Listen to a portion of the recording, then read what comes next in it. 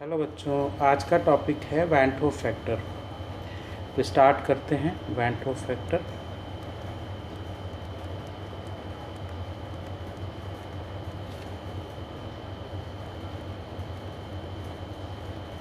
Van two factor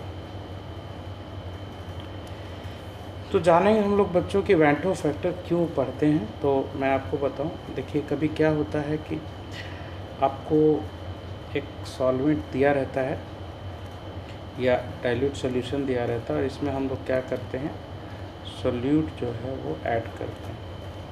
कई बार क्या होता है कि सोल्यूट जो है हमारा सोल्यूशन में जा कर के डिसोसिएट हो जाता है या कई बार जा कर के एसोसिएट हो जाता है। डिसोसिएट का मतलब सपोज़ करो आपने अगर सोडियम क्लोराइड डाला है तो सोडियम क्लोराइड जाकर बच्चों अंदर टूट जाएगा Na+ और Cl- में। तो इसमें जो नंबर ऑफ पार्टिकल्स हैं वो डबल हो जाएंगे। तो अगर आपने 1 मोल समझ के ऐड किया है तो वहाँ पे 2 मोल्स हो जाएंगे। इससे होगा क्या कि रिज़ल्ट जो है अफेक्ट हो जाएगा। जो आप रिज़ल्ट एक्सपेक्ट कर रहे हैं अनएक्सपेक्टेड रिज़ल्ट आएगा। जब आप क्वालिटेटिव प्रॉपर्टीज़ के फॉर्मूले यूज़ करेंगे तो उससे रिज़ल्ट जो आएगा वो डिफ़र करेगा। कई बार ऐसा भी होगा कि जब कोई सोल्यूट हम ऐड करेंगे तो वो अंदर जा कर के वहाँ पर एसोसिएट हो जाएगा। अगर वो एसोसिएट हो जाएगा बच्चों तभी प्रॉब्लम है, तभी मॉलिक्यूलर वेट में जो आप एक्सपेक्ट कर रहे हैं जो कैलकुलेशन से आएगा वो डिफरेंट आएगा। तो इसको हम लोग पहले ही इसका कुछ कर लेते हैं कि ये फ़र्क ना आए, हमारे रिजल्ट्स जो है वो सही आए। इसके लिए एक फैक्टर है जिसको हम करेक्शन फैक्टर बोलते हैं एंड जो वॉन्ट है फैक्टर बोला जाता है। इसके बारे में हम लोग पढ़ेंगे। तो वैन टू फैक्टर को आई से हम लोग रिप्रेजेंट करते हैं और एक करेक्शन फैक्टर होता है। तो मैं आपको यहाँ पे एक बात बता दूँ कि अगर सोल्यूट जो आप ऐड कर रहे हैं अगर उसमें एसोसिएशन हो रहा है तो एसोसिएशन के केस में आई की जो वैल्यू आती है बच्चों वो 1 से कम आती है और डिसोसिएशन केस में आई की वैल्यू 1 से ज़्यादा आती है। और अगर एसोसिएशन या डिसोसिएशन कुछ भी नहीं हो रहा है तो आई की वैल्यू बच्चों 1 आएगी। अगर वाई की वैल्यू जो भी आएगी तो वो तो हम कैलकुलेट करेंगे, लेकिन यहाँ पर करेक्शन फैक्टर कैसे अप्लाई होता है, हमने जो फार्मूले पढ़े थे स्टूडेंट्स क्वालिटेटिव प्रॉपर्टीज़ के, उन फार्मूला में हम आई अप्लाई करेंगे। जैसे देखिए हमने पढ़ा था delta P/P0 and that equals to I into N upon I into N plus capital N. ये देखिए, ठीक है, ये हमारा आई अप्लाई हो गया। आई को हमने क्या किया, number of solute moles of solute particle से मल्टीप्लाई कर दिया, तो ये हमारा फार्मूला अब करेक्ट हो गया। सेकेंड पे आप देखिए डेल्टा TB जो है वो है हमारा students KB into M into i. Third है delta TF KF into M into i and the fourth one is osmotic pressure P CST into i. तो ये बच्चों हमारे करेक्टेड फार्मूले हैं। इसमें आई की वैल्यू जो भी होगी हम रखेंगे तो अपने आप आंसर्स जो हमारे सही आएंगे। और अगर कोई भी करेक्शन नहीं है या सोल्यूट में जैसा हम डाल रहे हैं जितने हम एक्सपेक्ट कर रहे हैं उतने ही अगर पार्टिकल्स दे रहा है तो उस केस में ऑटोमेटिकली आई की वैल्यू 1 हो जाएगी और ये फार्मूलों में हमारा कोई प्रॉब्लम नहीं आएगा, कोई इसमें चेंज नहीं होगा। तो बच्चों समझते हैं कि आई होता क्या है। देखिए आई क्या होता है, आई जो है it's a number of solute particles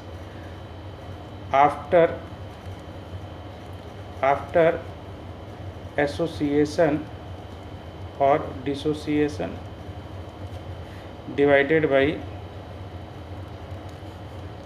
n before association और डिसोसिएशन। ठीक है, ये आपका आई है। जैसे आप सोल्यूट को उसमें सॉल्वेंट में ऐड करेंगे तो अगर एसोसिएशन हो रहा है तो एसोसिएशन के बाद इफ़ेक्टिव नंबर ऑफ पार्टिकल्स कितने हैं वो हम ऊपर रखते हैं, या डिसोसिएशन हो रहा है तो डिसोसिएशन के बाद टोटल नंबर ऑफ पार्टिकल्स ऊपर रखते हैं और उसके पहले जो होता है जो ओरिजिनल नंबर ऑफ पार्टिकल्स आप ऐड करते हैं वो हम नीचे रखते हैं। एंड बिफोर एसोसिएशन और डिसोसिएशन। ये मैं आपको कैलकुलेट करके दिखाऊंगा तो आपको ये बात समझ में आएगी। ठीक है बच्चों, तो अब यहाँ पे देखिए आई को हम एक और तरीके से डिफाइन कर सकते हैं। ये फर्स्ट मेथड है। सेकेंड मेथड में देखिए हमको पता है कि जो हमारे कॉलिगेटिव प्रॉपर्टीज़ हैं, कॉलिगेटिव जो प्रॉपर्टीज़ हैं वो स्टूडेंट्स प्रोपोर्शनल होता है n के। तो I can be written in terms of colligative properties that is CP after CP यहाँ पे आ जाएगा आफ्टर एसोसिएशन और dissociation and CP before association और डिसोसिएशन, बिफोर एसोसिएशन और डिसोसिएशन, ये हो गया। इसके बाद स्टूडेंट्स फिर से हम एक तीसरे तरीके से इसको डिफ़ाइन करेंगे। और यहाँ पे हमको पता है कि जो आपका मॉलिक्यूलर वेट ऑफ सोल्यूट होता है दैट इज़ m, ये होता है इन्वर्सली प्रोपोर्शनल टू n मोल के। ठीक है, तो यहाँ पर भी आप I लिख सकते हो बच्चों। I क्या हो जाएगा, थोड़ा आगे लिखते हैं। यहाँ पर I हो जाएगा यहाँ पर m, अब रिवर्स हो जाएगा क्योंकि इन्वर्स रिलेशन है n से, तो m हो जाएगा बिफोर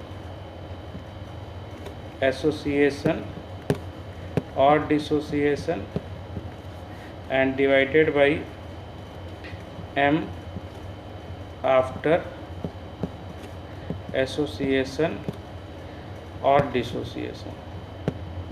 ये तो यहाँ पे I को हमने 3 डिफरेंट वे में एक्सप्लेन किया। एक बार हम फिर से आपको बता दें कि जो I होता है वो n, I mean number of particles,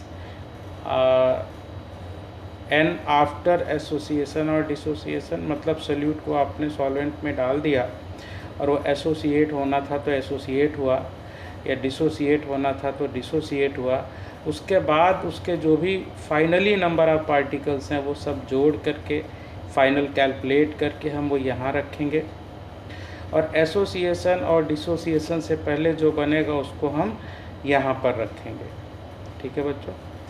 अच्छा, इसके बाद देखिए क्योंकि जो कॉलिगेटिव प्रॉपर्टीज़ हैं वो सारा n के प्रोपोर्शनल होता है, तो हमने ये जो सेकेंड फार्मूला है वो कॉलिगेटिव प्रॉपर्टीज़ के टर्म में रखा, that is CP after association और dissociation and divided by CP माने कॉलिगेटिव प्रॉपर्टीज बिफोर एसोसिएशन और डिसोसिएशन। एंड इसके बाद जो थर्ड है इसमें हमको पता है जो मॉलिक्यूलर वेट है it's inversely proportional to mole, n mole ले लेते हैं यहाँ पर। तो जो I है हमारा उसकी डेफिनेशन बदल जाएगी और यहाँ पे स्टूडेंट्स I जो हो जाएगा m बिफोर एसोसिएशन और dissociation by m after association और डिसोसिएशन। ये याद रखिएगा जो m है यहाँ पे ये सोल्यूट का मॉलिक्यूलर वेट है, m जो है ये आपका सोल्यूट के लिए है, ये ध्यान रखिएगा। ठीक है, ऐसे यहाँ पे नहीं आप किसी और का मान लेंगे तो गड़बड़ हो जाएगा यहाँ पे। ठीक है, तो अब I की डेफिनेशन आई होप समझ में आ गई होगी आपको। बाकी ये प्रॉपर तो आपको समझ में आएगा जब हम इस पे क्वेश्चंस करेंगे या कैलकुलेट करेंगे तभी, और मैं आपको आगे बता रहा हूँ। ठीक है, अब देखिए स्टूडेंट्स हम I का कैलकुलेशन करेंगे कि I हम कैसे कैलकुलेट करेंगे डिफरेंट क्वेश्चंस में। तो फर्स्ट ले लेते हैं डिसोसिएशन में कैसे calculation of I, calculation of I in dissociation. जब डिसोसिएशन होता है तो I कैसे कैलकुलेट होता है, इसमें भी 2 केस लेंगे। एक हम लेंगे कंप्लीट डिसोसिएशन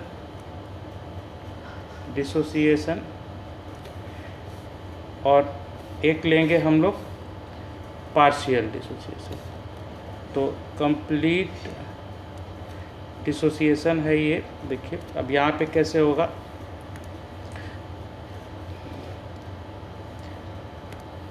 अभी हटा देते हैं इसको।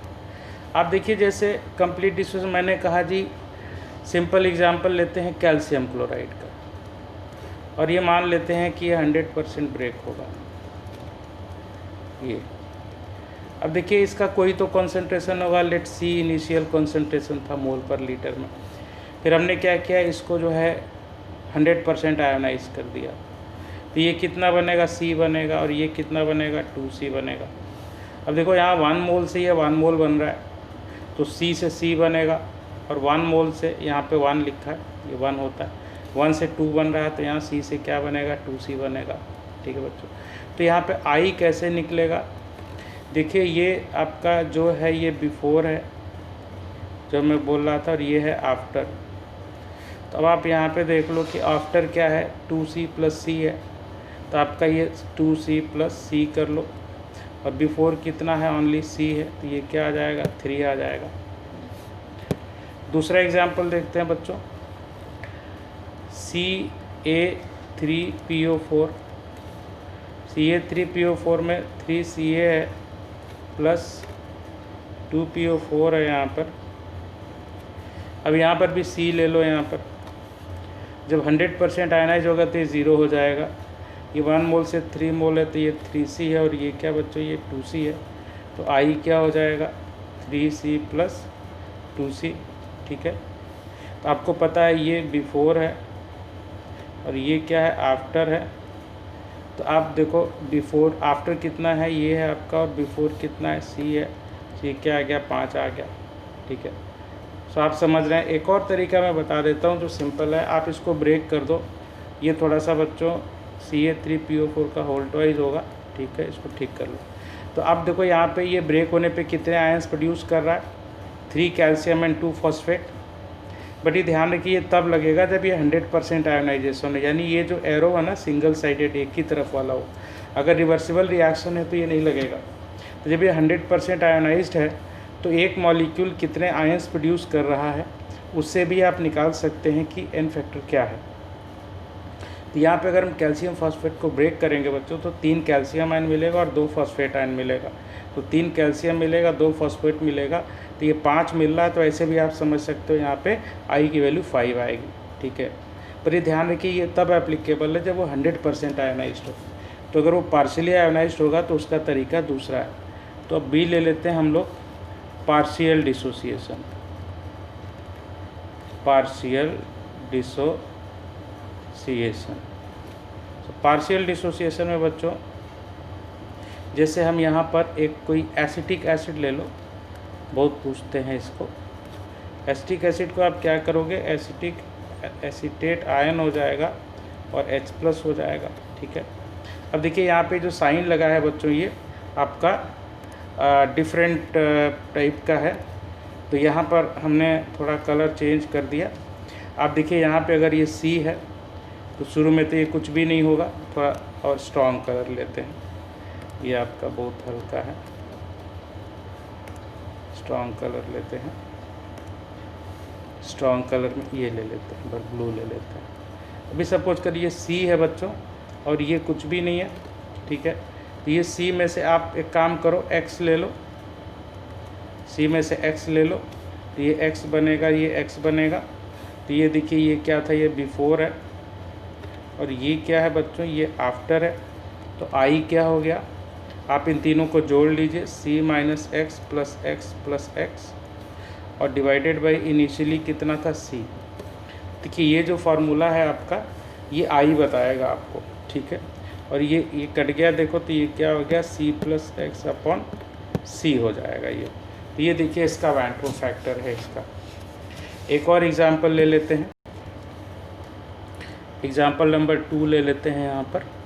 नेक्स्ट देखो थोड़ा सा यहाँ पे K4FeCN6 ले लेते हैं और इसको हम ब्रेक कर देते हैं। 4K+, यहाँ प्लस आएगा, प्लस FeCN6 -4। अब यहाँ पे बच्चों इसको लेट किए 90% आयोनाइज होता है, तो आप C होगा यहाँ 0 होगा।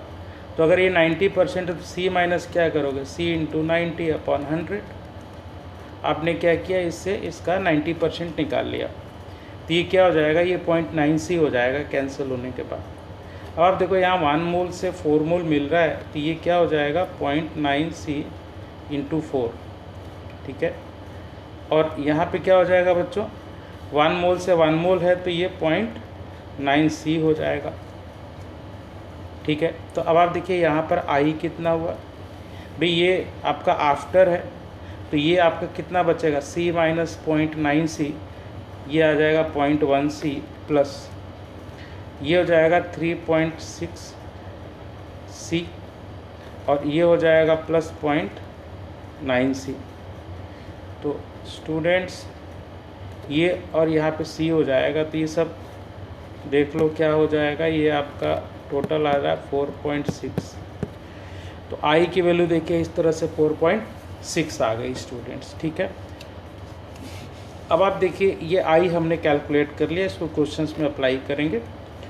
इसके बाद देखो बच्चों हम लोग एसोसिएशन की बात करेंगे। एसोसिएशन में क्या हो जाएगा, एसोसिएशन भी देखो दो तरह से लिया जाएगा। ए ले लेते हैं हम लोग कंप्लीट एसोसिएशन। कंप्लीट एसोसिएशन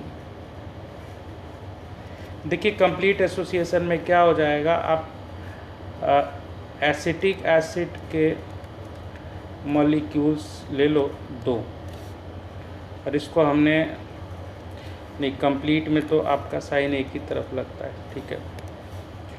ये ले लीजिए, इसमें जो है हम इसको बेंजीन में डाल देते हैं, और ये सपोज करो हमें दिया हुआ है, तो देखिए CH3COOH ये आपका होल्ड वाइज हो जाएगा।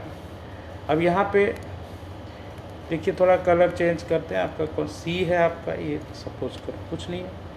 अब जब ये 0 हो जाएगा तो ये 2 से 1 होता है, यानी जितना भी है उसका आधा हो जाता है। तो ये C है तो ये क्या हो जाएगा, C/2 हो जाएगा।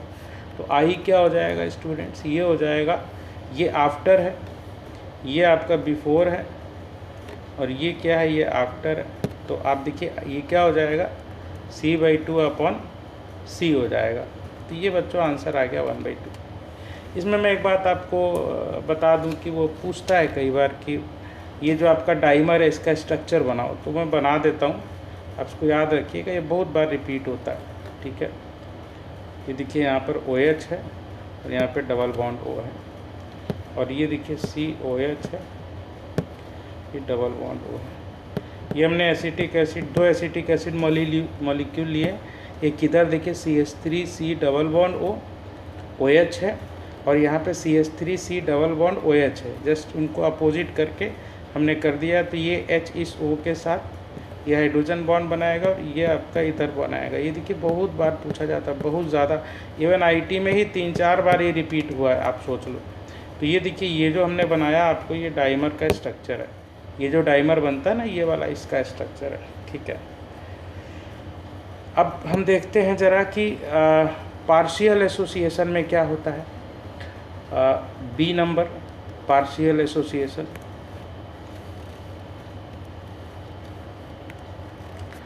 Partial association, partial association, partial में बच्चों बस साइन आ जाएगा इसका।